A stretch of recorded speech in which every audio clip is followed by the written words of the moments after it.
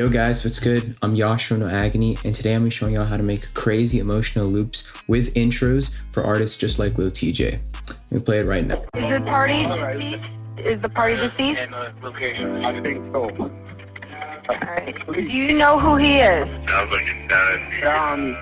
Little TJ, the rapper, little TJ.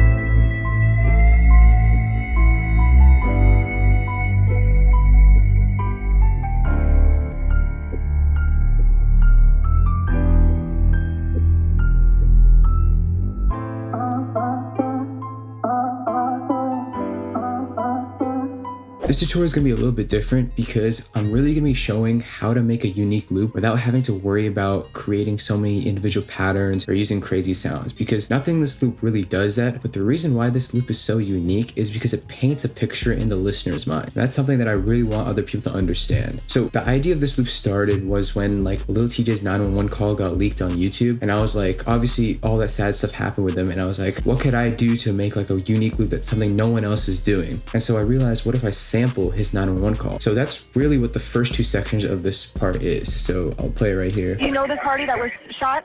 It's a rapper. He's just been shot a few times. And the second section is this one. Is the party deceased? Location. I think so. Alright. Do you know who he is? To get that, all I literally did was just take the recording, chop it up into two sections that I liked, and then time stretch them so they're actually at the BPM and can actually be used in the sample. So after I did that, what I did was I wanted to keep the rest of the loop pretty simple and actually usable, because my entire idea was, what if like LIL TJay gets this and he makes this his new single, or like it goes on the album or something. But I wanted to make sounds that were easily accessible for artists like LIL TJay. So I started with just building really simple emotional chords.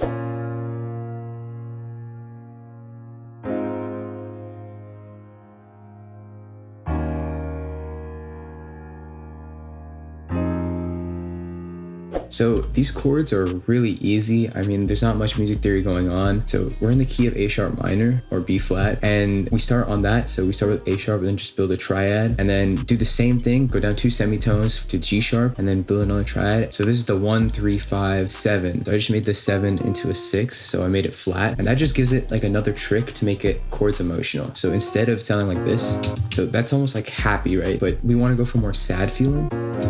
Boom, right there, like one note completely changes the vibe, which is super important. That's another trick if you make emotional loops. And then here,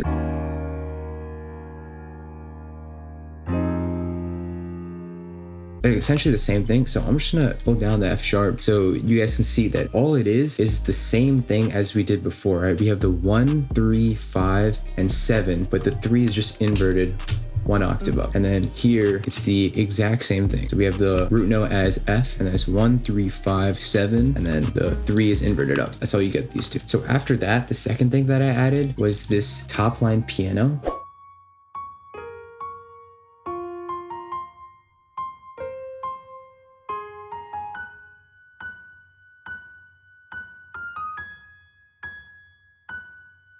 Again, this is a super simple pattern to make, but I want you to understand the idea of what this pattern actually does. So the entire theme of this loop is like painting the picture that LIL TJay he needs to get help right now, and like he's in an emergency. It's a sad situation. So what these repeating notes do is they almost make you think of like a clock that's ticking down time, right? Like it's like, listen to it again and you'll understand what I mean. So it's almost like it's like counting down his last few seconds, or like before something big happens, which is what I want the listener to really feel and picture when they listen to this. So it just starts off with a C sharp, and then I just find notes that work well with it. So like right here, it's just a good transition note to move into like the next chord. And the reason why I changed from going from like a C sharp to a C is because the chord changes, right?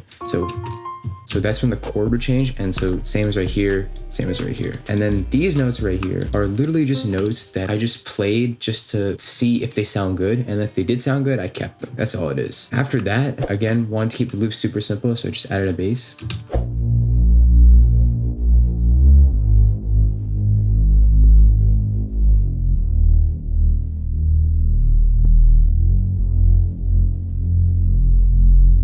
This just follows the root notes of the chords that I already mapped out before. The only difference is that I go up to the 3 like at the very end and just add a slide note. Like the chord would be A sharp, C sharp, and then F, right? So I just go up to the 3 and add a slide note. It's pretty simple. And that's what I do for everything except here. The only reason I don't do it there is just because the next chord is going much lower. And so yeah, I just wanted a good transition. The next thing that I added was this.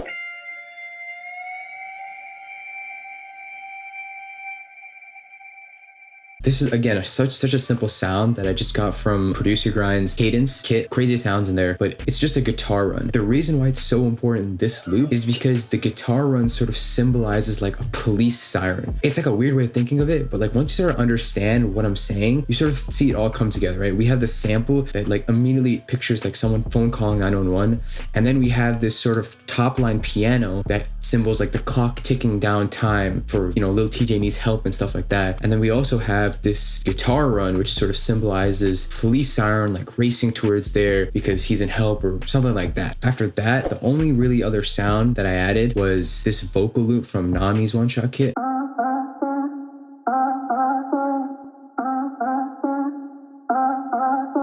And so you can see that it's like chopped up into a bunch of different parts. The reason why I did that was I just dragged out the original vocal chop and then I ended up just cutting in certain parts. One, to give it like a more of a vintage feeling, and two, some of the parts I just like better than others. So I just sort of chopped things up and replaced them. And that's another neat trick if you're trying to get more unique loops. Like sure, you might be using vocal chops that other people have access to, but if you can find ways to use them uniquely, then you can get something that sounds completely different. Just going over the effects on the vocals.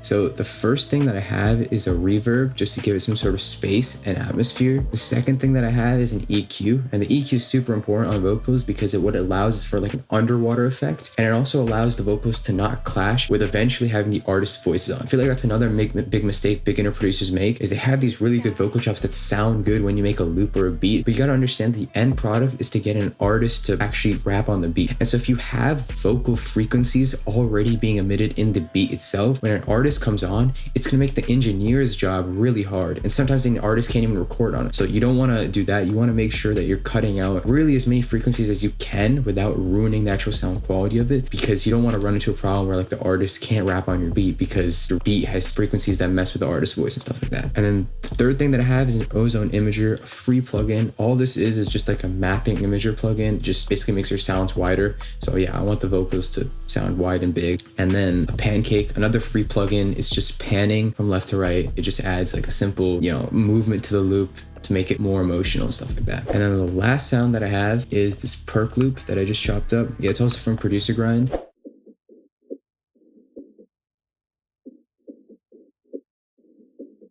So this is just like another PERC loop I dragged in and I chopped it up just because I didn't like how the original one sounded, but I liked how certain sounds sounded. I chopped it up, moved certain places around, and make sure to always set your PERC loops on smooth. That way you have like this, you have no clicking, and you also have like this slight fading in and out, which gives it a cool effect. And then finally, I stemmed out everything and I turned the entire loop down by 100 cents, but I didn't turn the actual sample down by 100 cents. The sample's pitch doesn't matter, but the loop's pitch does. So I just turned the loop's pitch down by 100 and stemmed it out. And that's basically how I made this loop. I hope you could really understand how I made this loop. If you guys want more unique loops just like this, be sure to check out No Agony's weekly loop kits. Every single Thursday we put out quality loops. Also make sure to go comment down on the YouTube page because we check it every single video. We're always looking for new ideas and other suggestions to make. And also be sure to DM either me on Instagram at @1yashkana or No Agony on Instagram. We always have anything you need. So yeah, remember to go hit that subscribe button and I'll see you guys later.